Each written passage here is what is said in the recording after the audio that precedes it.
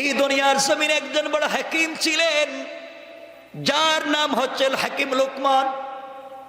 লোকমান হাকিম, যার নাম আল্লাহ কোরআনে কারিমে দিয়েছেন, যার কথাগুলাকে আল্লাহ কোরআনে কারিমে সূরা বানিয়ে নাজিল করেছেন। এই লোকমান হাকিম সন্তানদের সামনে উপদেশ দেওয়া শুরু করলেন। লোকমান হাকিম সন্তানদের সামনে উপদেশ দিচ্ছেন। এমন সময়ে একটা ছেলে দাঁড়িয়ে বলছে, আব্বাজান, আপনি যত ওয়াজ করতেছেন, যত নসিহত করতেছেন, যত উপদেশ দিচ্ছেন সব মানি, কিন্তু বাবা আমার দ্বারা আলিম হওয়া সম্ভব না, আমি এত কিছু বুঝি না, আপনি আমাকে কিছু টাকা পয়সা দেন, আমি বিজনেস করি। হাকিম লোকমান বললেন, বাবা তোমাকে দেওয়ার মতো টাকা পয়সা আমার নাই, তুমি যে বিজনেস করবা, দুনিয়ার জমিনে ব্যবসা করবা, দেওয়ার মতো টাকা আমার কাছে নাই। কিন্তু বাবা তুমি শোনো, আমার এক বন্ধু আছে, অনেক দূরে সাগরের পাড়ে তার বসবাস, আমি তার কাছে 3000 স্বর্ণের টাকা পাই। তুমি যদি তার কাছ থেকে ওই টাকাগুলা নিয়ে আসতে পারো, ওই টাকা দিয়ে তুমি বিজনেস করতে পারবা। কিন্তু বাবা মনে রাখো, আমি তোমাকে কোনোভাবেই টাকা দিতে পারবো না। হাকিম লোকমানের ছেলে বলছেন, বাবা ওই টাকা আনতে যাব, আমি তো চিনি না, জানি না। তিনি বলে দিলেন, তিনি বলতে লাগলেন, এই রাস্তা দিয়ে যাইবা, অনেক দূরে গেলে দেখবা বিশাল মরুভূমি, মরুভূমি পার হয়ে গেলে দেখবে একটা জঙ্গল, ওই জঙ্গল পার হয়ে গেলে দেখবা একটা গ্রাম আছে, গ্রাম পার হয়ে গেলে দেখবা একটা সাগর, ওই সাগরের পারে গেলে তুমি আমার বন্ধুকে পাইবা। তার কাছ থেকে 3000 টাকা যদি নিয়ে আসতে পারো, বাবা বিজনেস করতে পারবা, চলতে পারবা, এছাড়া আমার কিছু নয়। সন্তান বলছে, আব্বাজান আমি তো যেতে চাই, কেমনে যাব? হাকিম লোকমান বললেন, বাবা চলতে গেলে, যাইতে গেলে তোমার উপরে 3-4টা কঠিন বিপদ আসবে। বিপদ থেকে যদি নিজেকে বাঁচায় রাখতে পারো, তাহলে টাকা আনতে পারবা, না হয় আমার মন বলতেছে তুমি মরে যাইবা।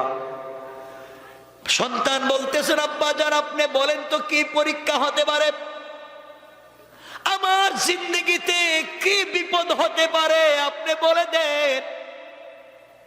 লোকমান হাকিম বলছেন, বাবা শোনো, 1 নাম্বার বিপদ হলো, তুমি যখন আমার ওখান থেকে চলে যাইবা, যাওয়ার পরে যখন দেখবা বিশাল মরুভূমি, মরুভূমির মধ্যে কোনো পানি নাই, চলতে চলতে তোমার তৃষ্ণা লেগে যাবে, তৃষ্ণার কারণে তোমার জিহ্বা বের হয়ে যাবে, কলিজা শুকিয়ে যাবে,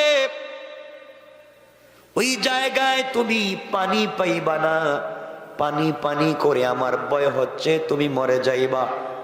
ওই সময় বাবা তোমাকে বলি, যত বিপদ আসুক না কেন, ঘর থেকে যখন তুমি বের হয়ে যাইবা, 2 রাকাত সালাতুল হাজত পড়ে যদি বের হয়ে যাও, আল্লাহ সকল বিপদ থেকে তোমাকে হেফাজত করে দিবে। হাকিম লোকমান বললেন, বাবা তুমি যখন মরুভূমিতে যাইবা,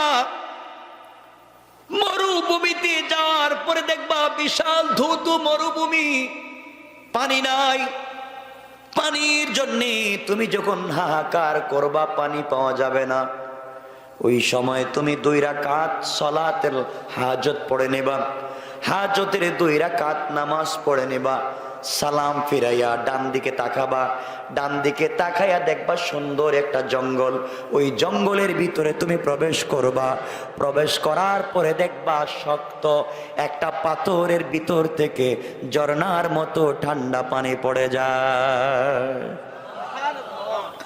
ওই পানি তুমি পান করবা, তোমার পাত্রের ভিতরে, ব্যাগের ভিতরে বেশি করে পানি নিবা, পানি নিয়ে তুমি যখন বের হবা, ঠান্ডা পানি পান করার কারণে তোমার শরীরে ক্লান্তি আসবে, ক্লান্তি আসলে তুমি ঘুমানোর প্রয়োজন হবে, বিশ্রামের প্রয়োজন হবে। মরুভূমির ভিতরে কোনো গাছ তোমার চোখে পড়বে না। আবার তুমি 2 রাকাত সালাতুল হাজত পড়ে নিবা। সালাতুল হাজত পড়ে আল্লাহর কাছে যখন দোয়া করবা, পিছন দিকে তাকায়া দেখবা একটা বট গাছ। সুবহানাল্লাহ বললেন না? বট গাছের নিচে অনেক সুন্দর ছায়া। তোমার মন চাইবে ওই ছায়ায় তুমি যেন বিশ্রাম নাও। কিন্তু বাবা মনে রাখবা, আমার মন বলতেছে তুমি যদি গাছের গোড়ায় বিশ্রাম নিতে যাও বিপদে পড়ে যাবা। গাছের গোড়ায় বিশ্রাম নিতে গেলে কঠিন বিপদের সম্মুখীন হয়ে যাইবা। আমার ভয় হচ্ছে তুমি মরে যেতে পারো, কোন বিষাক্ত সাপ তোমাকে মেরে ফেলতে পারে। কিন্তু বাবারে, তুমি যদি বট গাছের গোড়ায় কোনো বৃদ্ধ লোককে পাও, ওই লোকের কাছে তুমি পরামর্শ চাইবা। ওই লোকটা তোমাকে অবশ্যই ভালো সাহায্য করবে। সে পরামর্শ দিবে, তার পরামর্শ অনুযায়ী চলবা। আমার বিশ্বাস, বৃদ্ধ লোকটার পরামর্শ মানলে চলার পথে তোমার কোনো ক্ষতি হবে না। লোকমান হাকিম বললেন, বাবা ওই গাছের গোড়া থেকে তুমি যদি বেঁচে যাও, পথ চলতে থাকবা, কিছু দূর যাওয়ার পরে দেখবা সুন্দর একটা গ্রাম। ওই গ্রামের ভিতরে প্রবেশ করবা। গ্রামের ভিতরে যাওয়ার পরে মানুষের কাছে তোমার পরিচয় দিবা, তুমি আমার সন্তান। মানুষের কাছে তুমি যদি আমার পরিচয় দাও, তুমি আমার সন্তান, এই গ্রামের মানুষ তোমাকে আদর করবে, যত্ন করবে, ভালোবাসবে। 3-4 দিন তোমাকে মেহমানদারি করবে। যখন জানবে লোকমান হাকিমের ছেলে তুমি, ও বাবা 3 দিন থাকবার পরে 4th দিনে তোমার কাছে বিশ্ববিখ্যাত সুন্দরী, গোটা দুনিয়ার সব থেকে একটা সুন্দরী মেয়েকে নিয়ে আসা হবে এবং বলা হবে তুমি ওই মেয়েকে বিয়ে করো। আমার সন্তান তুমি শোনো, তুমি যদি ওই মেয়েকে বিয়ে করো বিপদে পড়ে যাইবা। বিয়ে করলেই তোমার জীবন নাশ হয়ে যেতে পারে, এই জন্য নিজেকে বাঁচাইয়া রাখবা। কিন্তু ওই মুরব্বী লোকটা যদি তোমার সাথে থাকে, সে যে পরামর্শ দেয় তুমি তার পরামর্শগুলা মেনে নিবা। বাবারে, তুমি ওই গ্রাম থেকে যাওয়ার পথে জঙ্গলের কাছে যখন চলে যাইবা, জঙ্গল পার হয়ে যখন সাগরের পাড়ে যাইবা, সাগরের পাড়ে যাওয়ার পরে দেখবা আমার বন্ধু একটা বাড়ি বানাইছে সাগরের মধ্যখানে চরে। তার কাছে আমার পরিচয় দিবা। পরিচয় দিলে সে তোমাকে 3,000 স্বর্ণ মুদ্রা দিবে।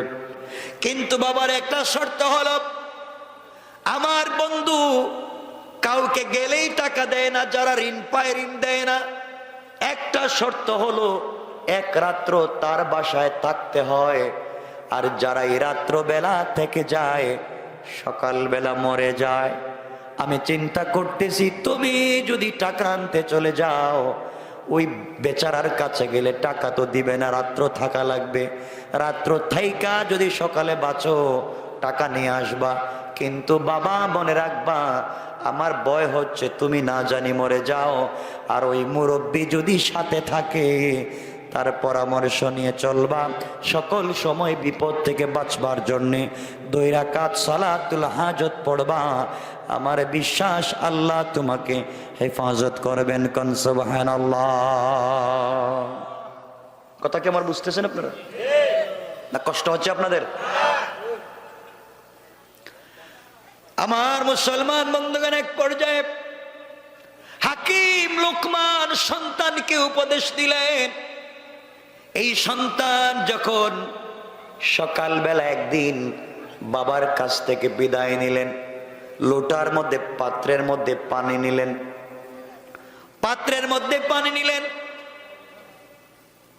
ঘর থেকে বের হয়ে গেলেন। যাওয়ার সময় 2 রাকাত সালাতুল হাজত পড়লেন।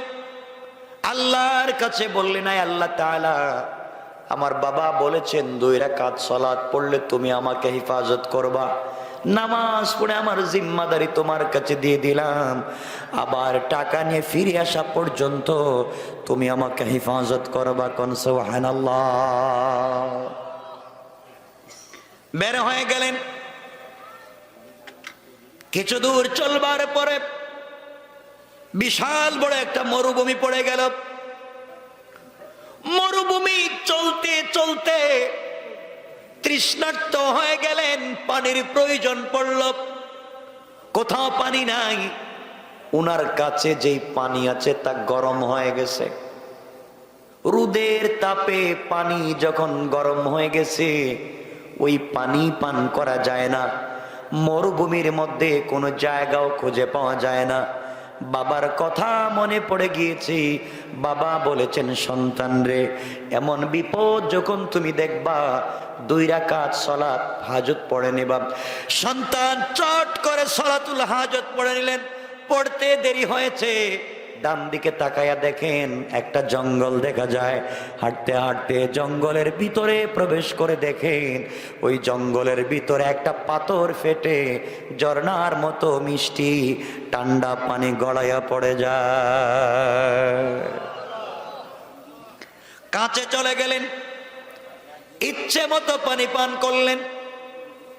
পানি পান করবার পরে নিজের পাত্রে পানি ভরলেন, বের হয়ে আল্লাহর শুকরিয়া আদায় করলেন। আবার 2 রাকাত সালাতুল হাজত পড়লেন, বের হয়ে আসলেন, পথ চলা শুরু করলেন। এবার ঠান্ডা পানি পান করবার কারণে বিশ্রামের প্রয়োজন হয়েছে। কোথায় তিনি বিশ্রাম নিবেন? আল্লাহর গোলাম আবার 2 রাকাত সালাতুল হাজত পড়লেন। পড়তে দেরি হয়েছে, তাকায়া দেখেন পিছন দিকে বড় একটা বট গাছ। এই বট গাছের নিচে সুন্দর ছায়া পড়েছে। কোন সুবহানাল্লাহ। হাকিম লোকমানের ছেলে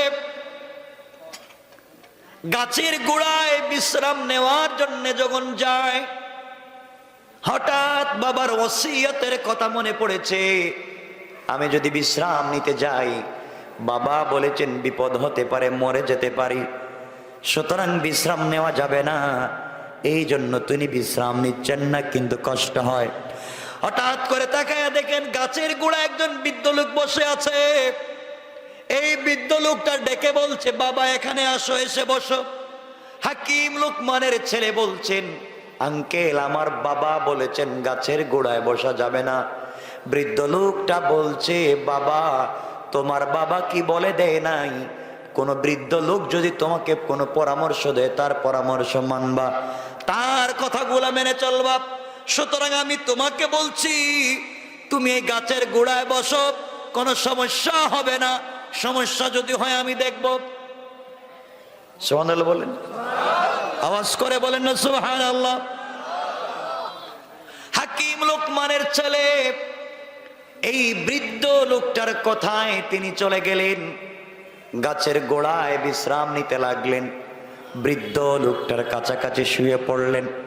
শুয়ে যখন পড়েছেন, হঠাৎ করে বিষাক্ত একটা সাপ এসে হাকিম লোকমানের ছেলের মাথায় আঘাত করে বিষ দিয়ে দিল।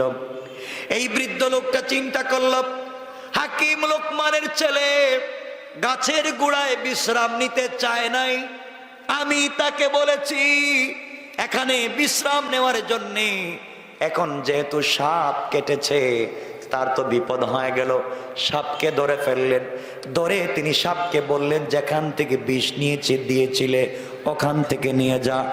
সাপ যখন মাথার থেকে আবার বিষ নিয়ে গেল, বিষ নেওয়ার পরে এই বৃদ্ধ লোকটা ব্যাগের ভিতর থেকে একটা ছুরি বের করে সাপটাকে 2 টুকরা করে দিলেন।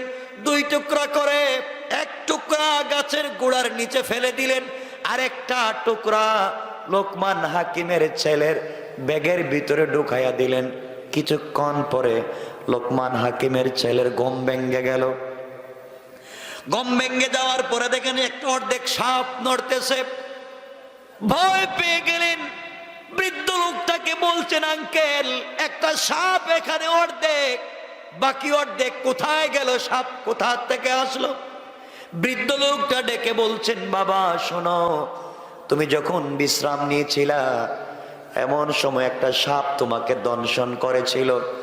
আমি ওই সাপটাকে তোমার মাথায় লাগায়া বিষ গোলা যখন নিয়ে গিয়েছে আমি 2 টুকরা করে দিয়েছি, ওই ফেটে ফেলে দিয়েছি, টেনশন নাই, তুমি এখন চলে যাও। হাকিম লোকমানের ছেলে 2 রাকাত নামাজ পড়লেন সালাতুল হাজাত, আর আল্লাহর কাছে ডেকে বলছেন, আল্লাহ তাআলা, নামাজের কারণে তুমি আমাকে এই বিষাক্ত সাপ থেকে বাঁচায়া দিলা। মুরব্বী ডেকে বলছেন, বাবা তুমি কোথায় যাইবা?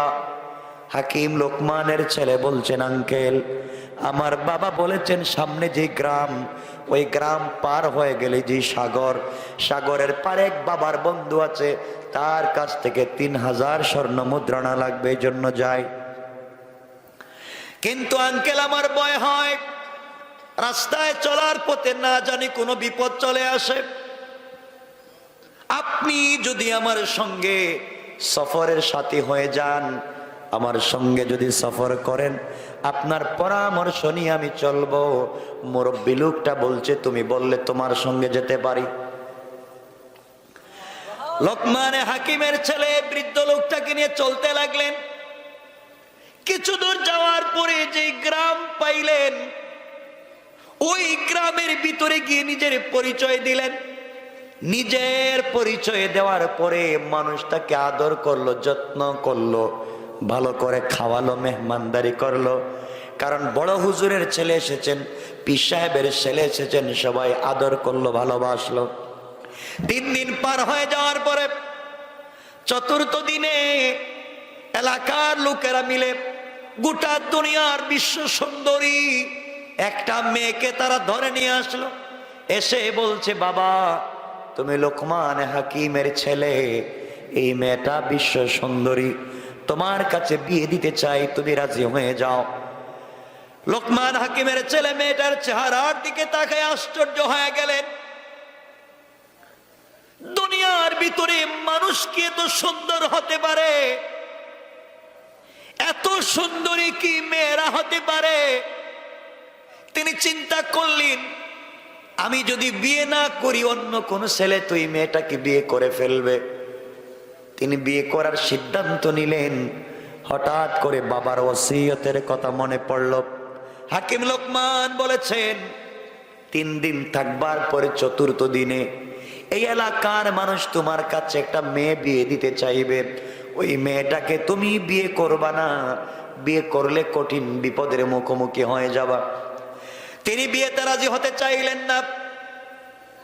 তিনি বলতে লাগলেন, আমি বিয়েতে রাজি হতে পারি না, আমার বাবা না করেছে। আমি যদি বিয়েতে রাজি হয়ে যাই, বাবা বলেছেন বড় কোনো বিপদ হয়ে যাবে, এই জন্য রাজি হব না। সবাই যখন মেয়েটাকে নিয়ে চলে গিয়েছে, হাকিম লোকমানের ছেলে নিজেকে বোঝাতে পারলেন না। এত সুন্দরী মেয়েটাকে আমি বিয়ে করলাম না, এমন সুন্দরী মেয়ে তো বিশ্বের মধ্যে পাওয়া যাবে না। লোভ সামলাতে পারতেছেন না, আবার বাবার ওসিয়ত ভঙ্গ করতে পারতেছেন না। চিন্তা করলেন, বাবা বলেছেন সকল কাজে এই বৃদ্ধ লোকটার পরামর্শ নিতে। বৃদ্ধ লোকটার পরামর্শ নিয়ে দেখি তো কি হয়ে যায়। তিনি মুরব্বীর কাছে চলে গেলেন। আঙ্কেল, বাবা নিষেধ করেছেন মেয়েটাকে বিয়ে করতে, কিন্তু এত সুন্দরী মেয়েকে কি কেমনে আমি ফেলে রেখে চলে যাই? আমার মন বলতেছে বিয়ে করি, কিন্তু বাবা বলেছেন বিয়ে করলে মৃত্যুর সম্ভাবনা আছে। আপনি বলেন কি করা যায়? হাকিম লোকমানের ছেলের হাত ধরে ফেললেন। এই মুরব্বী ডেকে ডেকে বলতে লাগলেন, বাবারে তোমার যদি মন চায় বিয়ে করে নিতে, আবেগ তখন দমায়া রাখা যায় না, তুমি বিয়ে করে নেও। আমি পরামর্শ দিলাম, কোনো বিপদ যদি হয়ে যায়, যা করা লাগবে আমি দেখব তোমার জন্য কিছু করতে পারি কিনা। সুবহানাল্লাহ, একটু জোরে পড়েন না সুবহানাল্লাহ। রাত্র 12টা হয়েছে, এরপরে কথা বলা যায় না। আপনাদের কষ্ট হচ্ছে? আমার মুসলমান বন্ধুগণ, এক পর্যায়ে লোকমান হাকিমের ছেলে এই মেয়েটাকে ঘরোয়া ভাবে বিয়ে করলেন। মনোযোগ দিয়ে শোনেন কি বলতে চাই, মনোযোগ দিয়ে শোনরে মুসলমান। বিয়ে করলেন, বিয়ে যেদিন করলেন, বিয়ে করবার পরে তিনি রাস্তা দিয়ে হেঁটে যান।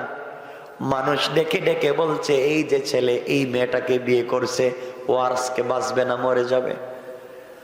হাকিম লোকমানের ছেলে আশ্চর্য হয়ে গেলেন, কি বলে, আজ নাকি আমার মৃত্যুর দিন, আজ নাকি আমি মরে যাব। তিনি ডেকে ডেকে বললেন, কি ব্যাপার, তোমরা আমাকে কি দেখাও আর কি বলো। এলাকার যুবক ছেলে পেলেরা বলছে, ও হাকিম লোকমানের ছেলে, তোমার জন্য আমাদের বড় ভয় হয়, তুমি আজকে মরে যাইবা, আজকের পরে তুমি আর কোনোদিন বাঁচবা না। তিনি বললেন, কেন আমি মরে যাব?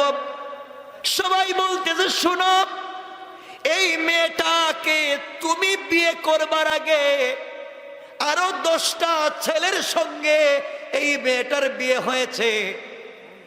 10টা স্বামী বাসর রাত্রে মারা গিয়েছে। সকালবেলা শুধু লাশ আর লাশ। যেই দিন যেই স্বামীকে বিয়ে করেছে, সকালবেলা লাশ আসে, স্বামী মরে যায়। এইভাবে 10টা স্বামী ওই মহিলা খাইছে, সবাই মরে গিয়েছে। বাসর রাত্রে ফুলসজ্জা রাত্রে মেলামেশা করতে গিয়ে মরে গিয়েছে। আজকে তোমার ফুলসজ্জার রাত্র, চিন্তা করতেছি আমরা, তুমি 11 নম্বর, তুমি মরে যাইবা।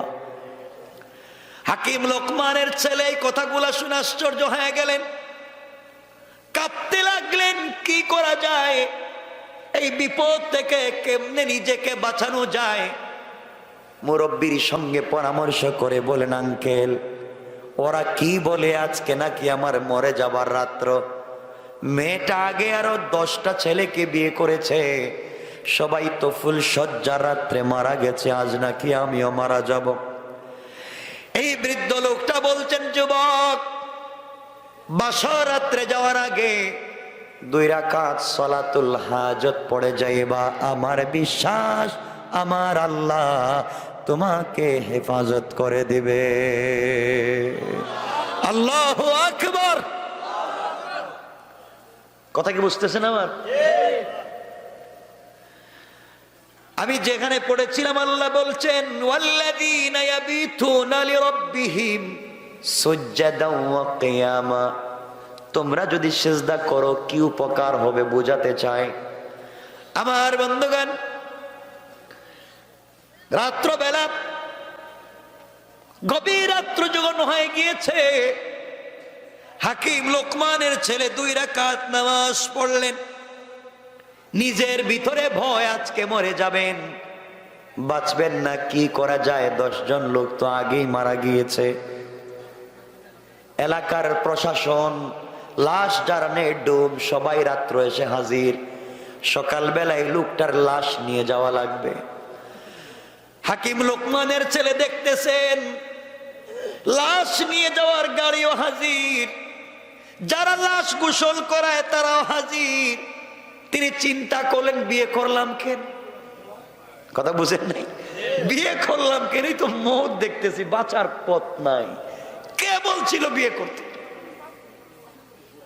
হযরতে হাকিম লোকমান তার সন্তানকে যেই ওসিয়ত করেছিলেন, বিপদে যদি পড়ে যাও সালাতুল হাজত পড়বা, সালাত আদায় করে আল্লাহর কাছে কান্নাকাটি করবা। হযরতে লোকমান হাকিমের ছেলে গভীর রাত্রে সালাতুল হাজত আদায় করলেন। বৃদ্ধ লোকটার কাছে গেলেন আর ডেকে বললেন, আঙ্কেল, নির্ঘাত মরে যাব, আমি যদি মরে যাই আমার বাবার কাছে খবর পৌঁছে দিবা। বাবা বলেছিলেন এই মেয়েটাকে বিয়ে না করতে, করেছি তো মরেছি। এখন দেখতেছি লাশ নেওয়ার গাড়ি হাজির, যারা গোসল করায় তারাও হাজির, মানে সবাই নিশ্চিত আমি আজকে মরে যাব। কথা বুঝেন নাই? আচ্ছা, এমন যদি কেউ জানে বাসরাত্রি কি যাইব? কতক্ষণ না কেন? আপনি জানলে তো মধুপুর সাইডে টাঙ্গাইলে যাইবেন, ও জান বাসাই। হাকিম লোকমানের ছেলে নামাজ আদায় করবার পরে বাসর রাত্রে স্ত্রীর কাছে যখন চলে যাবেন, এমন সময় বৃদ্ধ লোকটা বলছেন, বাবা তোমাকে একটা কথা বলে দিই, মনোযোগ দিয়ে শোনো। ঘরে যাওয়ার পরে ফুলশয্যা রাত্রে স্ত্রীর পাশে যাওয়ার পরে তোমার স্ত্রী তোমার সঙ্গে মেলামেশা করতে চাইবে, তোমার সঙ্গে মেলামেশা করতে চাইবে, খবরদার মেলামেশা করবা না। আমি একটা কথা বলে দিই, তুমি শোনো, আমার কথার বাহিরে যাইবা না, বিপদ হয়ে যাবে। কি বিপদ আঙ্কেল? ঘরের ভিতরে ঢুকবার পরে স্ত্রী তোমাকে বাধ্য করবে মেলামেশা করতে, করবা না। তুমি বসে থাকবা, পরিচয় নিবা, তোমার পরিচয় তার কাছে দিবা, তার পরিচয় তুমি নিবা। পরিচয় পর্ব শেষ করবার পরে স্ত্রীকে বলবা, আমার কিছু ইস্তেঞ্জার প্রয়োজন, অজু ইস্তেঞ্জার প্রয়োজন, টয়লেটে যাওয়া লাগবে, ওয়াশরুমে যাওয়া লাগবে। এই কথা বলে তুমি বলবে, একটা বদনা দেও, লুটা দেও, পাত্র দেও, বাহিরে যাই। এই কথা বলে তুমি ঘর থেকে বের হয়ে আসবা। হাকিম লোকমানের ছেলে বলছে, আঙ্কেল আসার আগে যদি মরে যাই? তিনি বলছেন, বাবা আমি বলে দিলাম, তুমি সালাতুল হাজত পড়ে যখন ঘরের ভিতরে যাইবা, স্বয়ং আল্লাহ তোমাকে বাঁচাবার জন্য জিম্মাদার হয়ে যাবে। এই জন্য আমার আল্লাহ বলেছেন, ওয়াল্লাযীনা ইয়াবিতুনা লিরাব্বিহিম সুজদাও ওয়া কিয়ামা। গোলাপ যাওয়ার আগে আমি আল্লাহর কাছে তুমি সিজদায় পড়ে যাও। তুমি জানো না গোলাম, তুমি যখন সিজদায় পড়ে যাও, আমি আল্লাহর সে আজিমে থাকি না, মিন হাবলিল ওয়ারিদ, তোমার গলার রগের চাইতে আরো কাছে আমি আল্লাহ পৌঁছে যাই। কোন সুবহানাল্লাহ। গোলাম স্ত্রীকে বলবা, আমি মেলামেশা করবো, পরে আমি ইস্তেঞ্জা করে আসি। এই কথা বলে ঘর থেকে বের হয়ে আসবা। আসবার সময় একটা লুটা নিয়ে আসবা, বদনা যেটা আমরা বলি, ওটা নিয়ে তুমি আসবা। লোকমান হাকিমের ছেলে ভয়ে ভয়ে ঘরের ভিতরে ঢুকতেছেন, সবাই হাসতেছে, কই ঢুকোস না, বাইরে ভিতর হাস হইয়া। সবাই দাঁড়িয়ে আছে ঘরের দরজা, কই যা আর বাইরে আয়। ভয় পাচ্ছেন তিনি। ঘরের ভিতরে ঢুকে পড়লেন, স্ত্রী বসে আছেন। এত বিশ্ব সুন্দরী একটা মেয়ে, তার ভিতরে এমন কি জিনিস আছে যার কারণে সবাই মরে যায়? হাকিম লোকমানের ছেলে কাছে গেলেন, সালাম বিনিময় হলো, পরিচয় পর্ব শেষ হলো। স্ত্রী বলছে, স্বামীর রাত্র তো ছোট, শেষ হয়ে যাবে, ফুলশয্যা রাত্রে মেলামেশা করতে হয়। হাকিম লোকমানের ছেলে বলছেন, স্ত্রী আমার কিছু ইস্তেঞ্জার প্রয়োজন, বাহির থেকে আসি। কারণ ভিতরে তো ভয়, কথা কন না কেন? ভিতরে ভয়, যদি মরে যাই, আমি বাহির থেকে আসি, আমাকে একটা বদনা দেও। স্ত্রী বলে, মেলামেশা আগে করো। তিনি বলছেন, না, খবরদার, আমি তোমার স্বামী, কথা দিলাম অবশ্যই মেলামেশা করব, তবে তুমি আমাকে বাইরে যেতে দাও, অজু ইস্তেঞ্জা করে আসি, কাজ সেরে আসি। অনেক অনুনয় বিনয়ের পরে স্ত্রী যখন তাকে একটা বদনা, লুঠা অথবা পাত্র দিয়েছে, পানি দিয়ে ওটা নিয়ে আসলেন। এসে হুজুরকে দেখা জড়াইয়া বলে, হুজুর আল্লাহ আমারে বাঁচাইছে, মরি নাই। সুবহানাল্লাহ বললেন না? আল্লাহু আকবার আওয়াজ করে বলেন, আল্লাহু আকবার। বাঁচাইছে কে? আরো আসতে কোন আল্লাহ। আল্লাহ কইতে পারে না, মনে হইতেছে এই সাইডের সবাই রোহিঙ্গা মনে হইতেছে। রোহিঙ্গাই, হ্যাঁ রোহিঙ্গাই। বাঁচাইছেন কে? আরো জোরে বলেন, কে? এটা পারেন জীবনে তো আসতে কোন কেন? আমার বন্ধুগণ, বাহিরে আসলেন, বৃদ্ধ লোকটাকে বলছেন, আঙ্কেল আমি তো বাঁচছি, এখন কি করব? যাও তুমি আগে প্রস্রাব করে আসো, প্রস্রাব করে আসো। এই কথা বলে এই হাকিম লোকমানের ছেলেকে দূরে পাঠাইয়া এই বৃদ্ধ লোকটা বস্তার ভিতর থেকে অর্ধেক সাপ মনে আছে নি না মনে নাই? একটু হাত উঠে বলেন কার কার মনে নাই? ওরে আল্লাহ, ওয়াজ করলাম কারে? আপনারা বাইচা গেলেন আজকে, এই লোক এই অবস্থা হওয়ার কারণে বাইচা গেলেন। আর জানেন না তো আমি কোন জিনিস, বাইচা গেলেন। আমার বন্ধুগণ, হাকিম লোকমানের ছেলে যখন প্রস্রাবে চলে গিয়েছেন, এই বৃদ্ধ লোকটা বস্তার ভিতর থেকে অর্ধেক যে সাপ মনে আছে, আছে, এই অর্ধেক সাপটা বাইর করে বদনার ভিতরে দিয়েছে। দেওয়ার পরে লোকমান হাকিমের ছেলে যখন আসছে, আসার পরে বলছে, বাবা এখন আমি কি করব? আঙ্কেল আমি কি করব? কই বদনা নিয়ে আবার যাও, যাও স্ত্রীর কাছে। স্ত্রীর কাছে যাওয়ার পরে স্ত্রী বলবে মেলামেশা করতে, তুমি বলবো আমার একটা শর্ত আছে। শর্তটা কি? শর্ত হলো স্ত্রী, তুমি ওই বদনার ভিতরে প্রস্রাব করা লাগবে। যতক্ষণ পর্যন্ত বদনার ভিতরে প্রস্রাব না করবে আমি তোমার সঙ্গে মেলামেশা করব না। ও মেলামেশা করতে পাগল হবে, তুমি শর্ত দিবা বদনায় প্রস্রাব করো। ও যখন করবে, প্রস্রাব যখন করবে, তুমি একটা ডাকনা দিয়া বদনার মুখটা ডেকে রেখে দিবা। এরপরে স্ত্রীর সঙ্গে মেলামেশা করবা। আমার বিশ্বাস আল্লাহ তোমাকে বাঁচাইয়া দিবে। আল্লাহু আকবার। ছেলে কইতেছে, হুজুর যতই ওয়াজ করেন ভিতরে আমার পানি নাই, আমার কলিজা শুকায় গেছে, কি হবে আজকের রাত্রে আল্লাহ জানে। বাপরে আর দেখতে পারলাম না মরার সময়, টেনশনে ছেলের অবস্থা খারাপ। হাকিম লোকমানের ছেলে ঘরের ভিতরে প্রবেশ করলেন। স্ত্রী বলছে, স্বামী রাত্র শেষ হয়ে যায়, আপনি আমার সঙ্গে মেলামেশা করবেন। আল্লাহর ওলির কথা মনে আছে? আমার দিকে তাকান, মানে কি খালি ছিল আমি কি ওয়াজ করতে আসছি নাকি?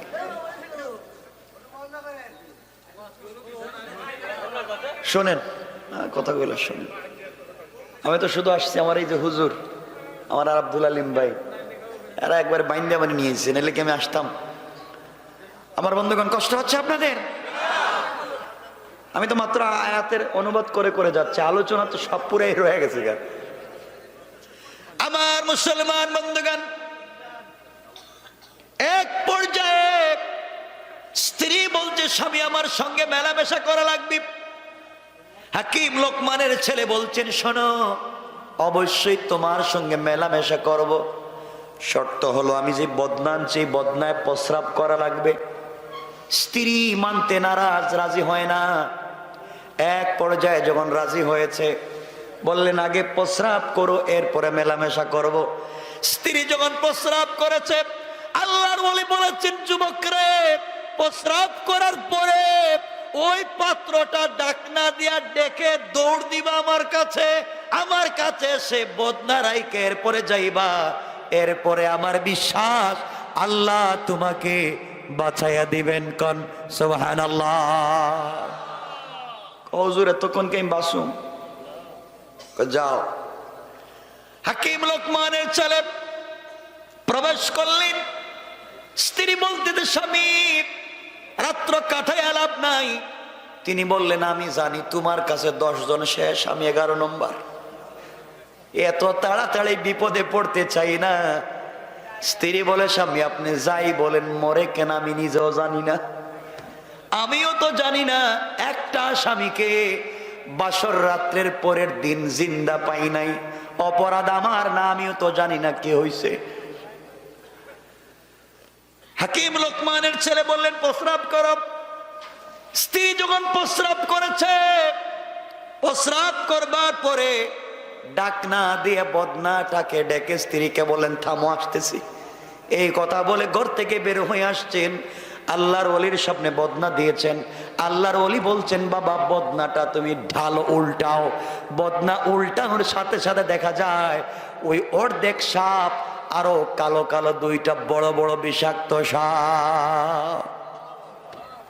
ছেলে ভয় পেয়ে গেছে, চিল্লানো শুরু করছে, হুজুর বদনা আমি খালি নিয়ে গেলাম, আনলাম, সাপ আসলো কোত্থেকে?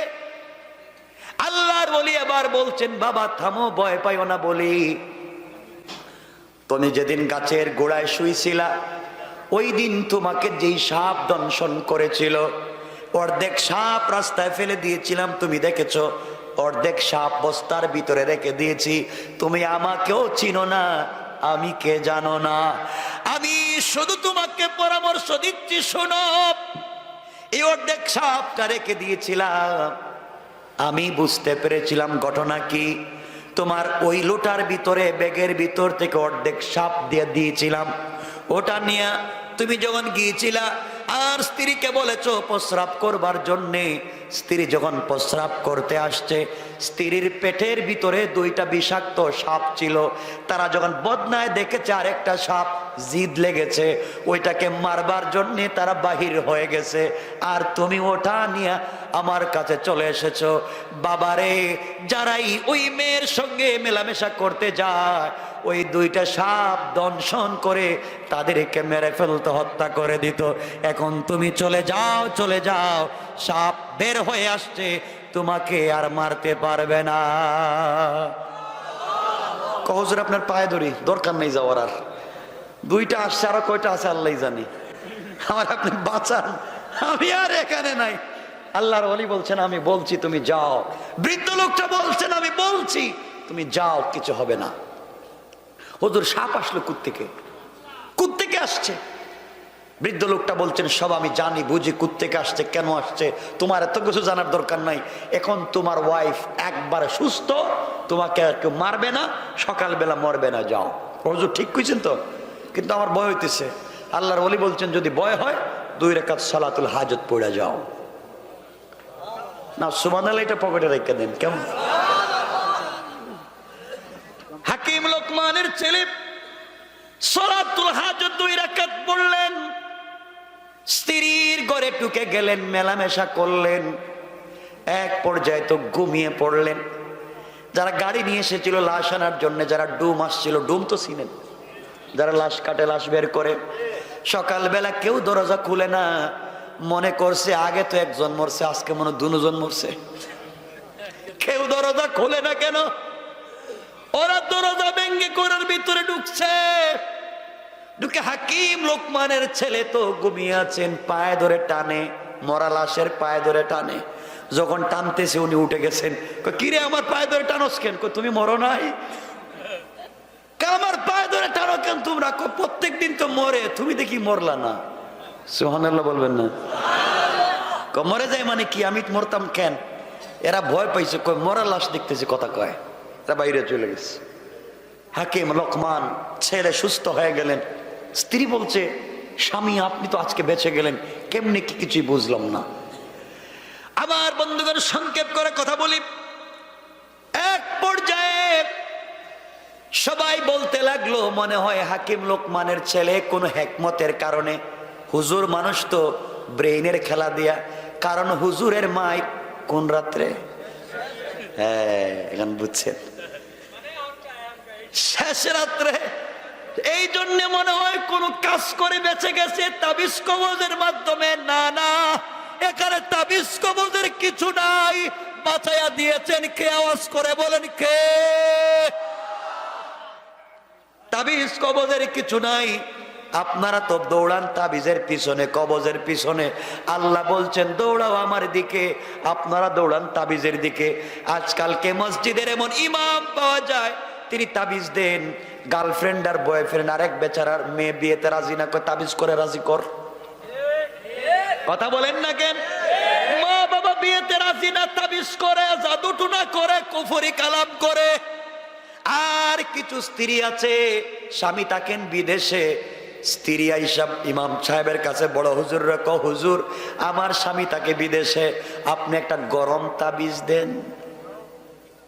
কেমন তাবিজ? গরম তাবিজ দেন, স্বামী যা ইনকাম করে টাকা পয়সা শুধু আমারে দেও, খালি আমারে দেও। কথা কন না কেন? হুজুর কয় আছে একটা গরম তাবিজ দিতেছি, কিন্তু 500 টাকা বেশি দেওয়া লাগবে। 500 টাকা বেশি দিলে গরম তাবিজ দিতেছি। এমন গরম তাবিজ দেয়, বাবা ছেলে সম্পর্ক নাই, মা মেয়ে সম্পর্ক নাই, বাইয়ে বাইয়ে সম্পর্ক নাই, ঘরের ভিতরে শুধু মারামারি কাটাকাটি। আছে না নাই? এমন তাবিজ যদি কোন ইমাম সাহেব দেখ কোরআন সুন্নাহ ছাড়া কুফরি কালাম করে জাদু টুনা করে, আমি প্রকাশ্য ফতোয়া দিলাম লা শাক্কা ওয়ালা রাইবা, এমন ইমামের পিছনে নামাজ হারাম, নামাজ হারাম, নামাজ হারাম। ঠিক কিনা বলেন? নামাজ হারাম। আপনারা বলবেন কি আমি বানাই বলতেছি? কোত্থেকে বললাম? কোরআনে আছে। আল্লাহ কোরআনে কারীমের 1 নম্বর সূরা 2 নম্বর সূরা সূরা আল বাকারার মধ্যখানে বলেন ওয়াত্তাবাউ মা তাতুলুশ শায়াতিনু আলা মুলকি সুলাইমান وما كفر سليمان ولكن الشياطين كفروا يعلمون الناس السحر। আল্লাহ বলছেন জাদুটুনা কুফরি কালাম এটা হচ্ছে সুলাইমানের জমানায় শয়তানেরা শুরু করছে। এই জমানায় যারা কুফরি কালাম করে এরা হলো সুলাইমানের জমানার শয়তান। কথা কন নাকি? আওয়াজে মনে হইতেছে আপনারা জড়িত এগুলায়। বলে আবার সেইটা আরো সমস্যা, এগুলাতে যাইয়েন না, হারাম কাজ। আমার বন্ধুগণ এক পর্যায়ে 3-4 দিন ওই গ্রামে থাকলেন। এক পর্যায়ে লোকমান হাকিমের ছেলে, সংক্ষেপ করে বলতেছি, মুরব্বীকে নিয়ে বললেন আঙ্কেল চলেন, উদ্দেশ্যে আসছি তো টাকা নেওয়ার জন্য, আগে চলেন টাকা আনি। টাকা আনবার জন্য চলে গেলেন। সাগরের পাড়ে গিয়ে দেখেন চরের মধ্যে একটা বিশাল বড় 2তলা বিল্ডিং। গিয়ে নিজেকে পরিচয় দিলেন, আমি লোকমান হাকিমের ছেলে, আমার বাবা আপনার কাছে 3000 স্বর্ণের টাকা পান, টাকা দেন। লোকটা বলছে বাবারে তোমার বাবা টাকা পান এটা সত্য, আমি দিব, ওটাও সত্য, কিন্তু টাকা নিতে হলে আমার কাছে 1 রাত্র থাকা লাগবে, সকালবেলা টাকা নিবা। কিন্তু কেউ তো টাকা নিতে সকালবেলা থাকতে চায় না। তোমার বাবা অনেক লোককে আমার কাছে পাঠাইছে টাকার জন্য, কিন্তু কেউ রাত্র থাকতে চায় না। তুমি যদি থাকো সকালে টাকা দিব। লোকমান হাকিমের ছেলের মনে চলে আসছে, আব্বা বলছেন রাত্রে থাকলে সকালে মৌত, ঠিক না? মনে আছে? রাত্রে থাকলে সকালে শেষ লাশ, থাকা যাবে না। কিন্তু না থাকলে তো টাকাও দিবে না, এত দূর আসলাম কেন? মধ্যখানে বউ পাইলাম, যা পাইলাম সব তো লাভে। কথা কন নাকি? আমার মূল উদ্দেশ্য তো টাকা। যখন ও বেচারা বলছে দিবে না রাত্রে না থাকলে, তিনি বললেন বাবা কি করা যায়? মুরব্বী লোকটা ডেকে ডেকে বলছে বাবারে উদ্দেশ্য তো টাকা, না থাকলে দিবে না, কিন্তু তোমার বাবা বলছে থাকলে তো বাঁচা যাবে না। আঙ্কেল আমার বাবা বলছেন সকল কাজে আপনার পরামর্শ নিতে, আপনি বলেন কি করা যায়? মুরব্বী ডাক দিয়া বলছে বাবারে আমি আছি, তুমি 2 রাকাত সালাতুল হাজত পড়ে নাও, আমার বিশ্বাস এই রাত্রেও আল্লাহ তোমাকে বাঁচাইয়া দিবে। শুধু হাজতের কথাই বলতেছি। আমার মুসলমান বন্ধুদের এক পর্যায়ে রাত্রবেলা 2 জন থাকতে গেলে এই বৃদ্ধ লোক যার কাছে টাকা পাওয়া যায় তার 2তলা বাড়ি, উপরের তলায় সে একা থাকে, 2 রুমে তার 2টা ছেলে থাকে। আর যারা টাকা নিতে আসে ঋণদার, যারা পাওনাদার, এদেরকে নিচতলায় রাত্র থাকতে দেয়। তারা যখন রাত্রবেলা 2তলায় উঠে গেল, এই বৃদ্ধ লোকটা উঠেই তার ছেলে 2টার রুমে তালা দিয়া দিল, বাবা 2টা ঘুমাও। আর এই বৃদ্ধ লোকটাকে লোকমান হাকিমের ছেলেকে নিচতলায় দিয়ে তালা দিয়া দিল, ঘুমাও। রাত্র যখন গভীর হয়ে যায়, বৃদ্ধ লোকটা দেখেন সাগরের পানির ঢেউ আসতেছে, মানে এই ঢেউ এসে নিচতলায় পানি ঢুকে যায়, সকলেই ঘরের ভিতরে মরে যায়। এই জন্য কেউ সকালবেলা বাঁচে না, টাকাও নিতে পারে না। উদ্দেশ্য তার ভালো না খারাপ? উদ্দেশ্য হলো টাকা তো জিন্দিগিতে দিব না, যেই টাকা নিতে আসবা নিচতলায় থাকা লাগবে, আর নিচতলা থাকলে সাগরের পানিতে মরে যাবা। কথা বুঝতেছেন আপনারা? বাঁচে না বিদায় টাকা নেই না। হাকিম লোকমানের ছেলে ঘুমিয়ে আছেন, বৃদ্ধ লোকটা রাত্রে ঘুম আসে না। হঠাৎ করে রাত্রে দেখেন পানি আসতেছে, পানি আসতেছে ঘরের ভিতরে। লোকমান হাকিমের ছেলেকে বললেন বাবা ঘুম থেকে উঠো। 2 জন ঘুম থেকে উঠে গেলেন। নিচতলা না থেকে দোতলায় উঠতে লাগলেন। দোতলায় উঠে এই ঋণ, যার কাছে ঋণ পাওয়া যায়, তার ছেলের রুমে নক করলেন। দরজা খুলে দিল। তারা বললেন, বাবা আমি লোকমান হাকিমের ছেলে, উনি মুরব্বী মানুষ, মুসাফির, তোমার বাবার কাছে প্রয়োজনে আসছি। সন্তানরা জানে না তার বাবার কাছে যে মানুষ কোটি কোটি টাকা পায়। আজকালকে অনেকে আমাদের কাছে দেখবেন অনেক লোকের কাছে টাকা পায়, সে বাড়িতে ঘুমায়, ছেলেকে বলে কো আব্বা বাড়িতে নাই। কথা বলেন আছে না নাই? তো বাবা নাই, ঘুমাইতেছে বাসায়। আল্লাহ বলছেন তুমি টাকা না দেওয়ার জন্য কৌশল করতেছো। আল্লাহ বলছেন ওয়া মাকারু ওয়া মাকারাল্লাহ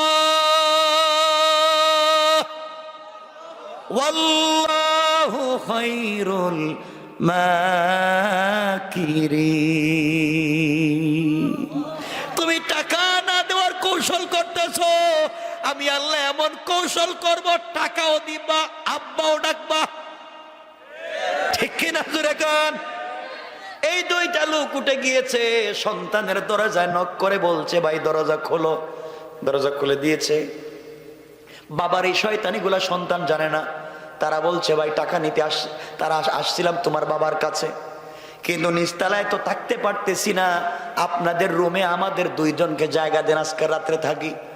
তারা দুই ভাই বলছে, আপনারা মুসাফির, আর লোকমান হাকিমের ছেলে বহুত বড় বুজুর্গের ছেলে, আপনাদেরকে কষ্ট দিতে চাই না, আপনারা দুইজন আমাদের দুই ভাইয়ের বিছানায় থাকেন, আমরা রাত্রে নিচতলায় থাকবো। আল্লাহ বলতেছেন ইন্না কাইদাশ শাইতানি কানা দাঈফা। তোমরা যত কৌশল করতেছো, আমি আল্লাহর কাছে ওগুলা বড়ই দুর্বল। আমি যখন কৌশল শুরু করব, বাঁচবার সুযোগ থাকবে না। ঠিক না বলেন? আমার বন্ধুগণ, এক পর্যায়ে তারা দুইজন, এটা আবার কি,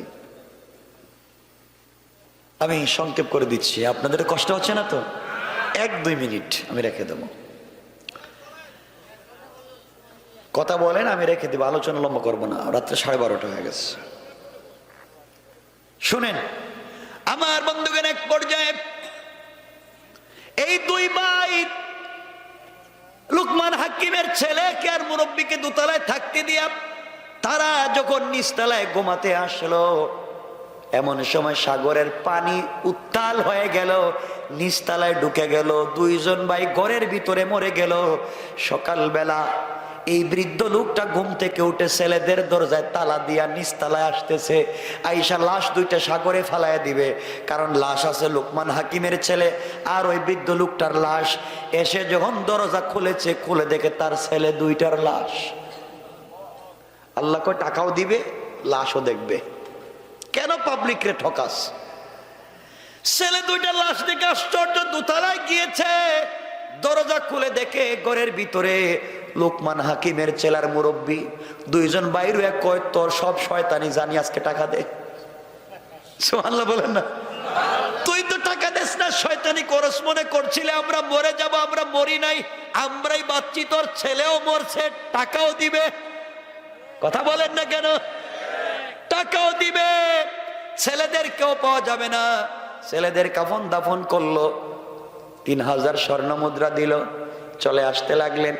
রাস্তায় আসার পরে বৃদ্ধ লোকটা বলতেছে, বাবা আবার শোনো, টাকা তো পাইছো, এতক্ষণ পর্যন্ত অনেক কিছু করলাম, আমি তোমাকে সহযোগিতা করলাম, এখন তুমি কি নিবা, আমারে কি দিবা বলো, তুমি কি নিবা, আমাকে কি দিবা বলো, বাটাবাটি হয়ে যাক, আমার কারণে তো সব পাইলাম।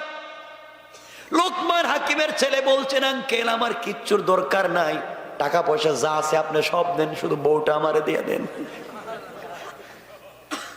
এত সুন্দর স্ত্রী, এটারে রাইখা যাইতে মন চায় না, আপনি যা আছে সব রাইখা নেন, আর আমাকে স্ত্রীটা দিয়ে দেন। বৃদ্ধ লোকটা বলছে, বাবা তুমি তো আসছোই টাকার জন্যে, উদ্দেশ্য ছিল তোমার টাকা, আমার দোকানে যা পাইছো সব তো ফাও, টাকাটা উদ্দেশ্য। আমি তোমাকে এতদিন সাপোর্ট দিয়েছি, সহযোগিতা করেছি, বিনিময় কিছুই চাই না। টাকা নিয়ে যাও, উদ্দেশ্য ছিল টাকা বিজনেস করবা, টাকা নিয়ে চলে যাও, বউ নিয়ে চলে যাও, তোমার সঙ্গে আমি আর যেতে চাইবো না, তুমি চলে যাও। সংক্ষেপ করে দিলাম, বিষয়টা অনেক লম্বা, অনেক লম্বা বিষয়। বৃদ্ধ লোকটা এবার বলছে, বাবা তুমি বাড়িতে যাইবা, বাড়িতে গেলে তোমার বাবার কাছে আমার পরিচয় দিও, সালাম দিও। এবার লোকমান হাকিমের ছেলে বলছেন, আঙ্কেল সব কাজে আপনি আমাকে সহযোগিতা করে বাঁচাইয়া দিলেন, শেষ পর্যন্ত বউ থেকেও বাঁচলাম, রাত্রেবেলা মরি নাই, টাকাও পাইলাম, মরি নাই, আপনি তো পরিচয় দিলেন না, আপনার পরিচয় দেন, আপনি কে? আল্লাহু আকবার বলবেন না? এবার বৃদ্ধ লোকটা দাঁড়ায়া লোকমান হাকিমের ছেলের হাত ধরে বলছেন, বাবা তাহলে তুমি শোনো, তোমার বাবা হাকিম লোকমান বুজুর্গ আল্লাহওয়ালা, আল্লাহর কাছে কিছু বললে আল্লাহ শোনেন। তোমার বাবা যে তোমাকে বলেছিল ঘর থেকে বের হয়ে আসার সময় সালাতুল হাজত পড়বার কথা মনে আছে? আছে। তুমি যখন সালাতুল হাজত পড়েছিলা, তোমার বাবা বলেছিলেন আল্লাহ রহমতের ফেরেশতা দিয়ে তোমাকে বাঁচাইয়া দে, এতদিন পর্যন্ত অদৃশ্যভাবে বাঁচাইয়া দে। তোমার বাবার দোয়ার কারণে, আল্লাহ তোমার সালাতুল হাজত নামাজ পড়বার কারণে আমি আল্লাহর রহমতের ফেরেশতাকে মানুষের সুরত ধরাইয়া তোমার হেফাজতের জিম্মাদার বানিয়ে দিয়েছে। আল্লাহু আকবার। আমি তো সালাতুল হাজত তুমি পড়ার কারণে আল্লাহর কাছে দোয়া করেছো, আল্লাহ বাঁচাও, আল্লাহ বাঁচাবার জন্য রহমতের ফেরেশতা আমি মানুষের সুরত ধরাইয়া তোমার জিম্মাদারের জন্য পাঠিয়ে দিয়েছিল। সব জায়গা থেকে তোমাকে বাঁচাইছি, কারণ সব জায়গায় সালাতুল হাজত পড়েছো তো আমি বাঁচিয়ে দিয়েছি। এবার সব পাইছো, তুমি চলে যাও। এবার লোকমান হাকিমের ছেলে সেজদায় পড়ে গেলেন, ডাবল সালাতুল হাজত পড়ে কাঁদলেন আর বলেন, আল্লাহ তুমি যেই নামাজের মাধ্যমে কেমনে বাঁচাইয়া দাও, আর অদৃশ্য ফেরেশতাকে দৃশ্যমান করে হেফাজত করলা, সালাম ফিরাইয়া দেখেন এই বৃদ্ধ লোকটা আর নাই। আমার বন্ধুগণ, এখন লোকমান হাকিমের ছেলে বউ নিয়ে টাকা পয়সা নিয়ে আসতেছেন নি? কথা কন না কেন? কিন্তু আমি রেখা দিলাম, আর সামনে যেতে চাই না। এই কথাই আল্লাহ আমার তেলাওয়াত কিন্তু আলোচ্য আয়াতের মধ্যে বলছেন, ওয়াল্লাযীনা ইয়াবিতুনা লিরাব্বিহিম সুজদান ওয়া কিয়ামা। গোলাম যদি বিপদে পড়ে যাও, কারো কাছে কিছু চাইতে যাইবা না, সালাতুল হাজত আমার কাছে পড়ো, আমি আল্লাহ ফেরেশতা পাঠাইয়া তোমাকে বাঁচাইয়া দিব। কোন সুবহানাল্লাহ। তাহলে 3 নাম্বার গুণ, রুকু সিজদা করবেন কার? পায়ে। সবাই বলেন।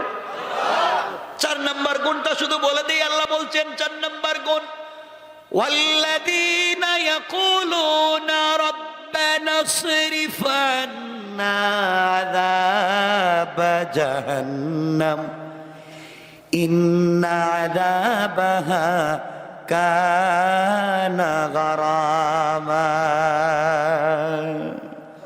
আল্লাহ বলছেন, গোলাম রে, যত অপরাধী হস না কেন, কবরে যাওয়ার আগে, সাকারাত শুরু হয়ে যাওয়ার আগে, গারগারা শুরু হয়ে যাওয়ার আগে, আজরাইল পৌঁছে যাবার আগে, গোলাম জিন্দেগির গুনার বুঝা মাথায় নিয়া একবার আল্লাহ বলে ডাক দিবে।